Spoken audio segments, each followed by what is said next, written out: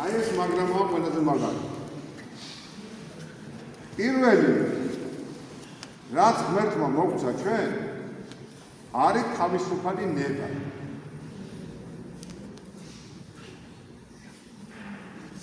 და შენ ეს თავისუფალი ნება შენ უნდა მართო თვითონ.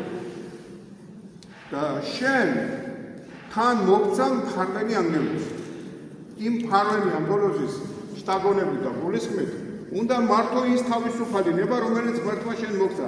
შენ რობოტად ხო შეუქმნიფა ღმერთს მოგცა თავისუფალი ნება. კი ბატონო, ღმერთმა შექმნა, ამას თუ იყენებ, ამ სიტყვას უნდა იცოდე, რატო რით შექმნა. თავისუფალი ნებით შექმნა. ეგ გაიწერა სახარებაში. თმის ერთი ღერიც კი არ წარწმუნდებაო. ღვთის ნების გარეშე. ეს ეშმაკებულებზე კი არ უთქვია, კაცო. ღვთის გზის მიმდევრებზე თქვა.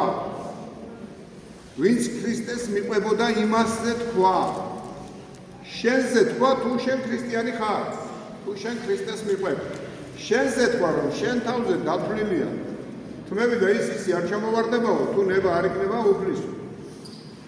იქ რო წარდგებითო საწყავო, რო წარდგენენ წარმართებთან და მთავრობასთან და ვიღაცასთან და პასუხს მოთხოვენ.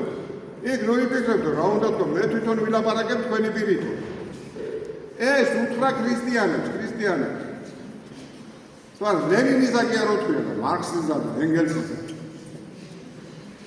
ისინი გადავიდნენ ათეიზმის მხარეზე და იქ ადაგეზე შექმნეს ათეისტური ცხოვრება და გააბრიყოს თემი ხალხი. მაგრამ არც ნიკოლოზის არ უთქვიათ რო იცოდე. ის ისინი ლიბერალების თვინაც არ უთქვია. ქრისტიანებზე თქვა, ქრისტიანებზე. ხო და თუ გინდა რომ იყო ქრისტიანი, მოცემული გვაქვს თავისუფალი ნება.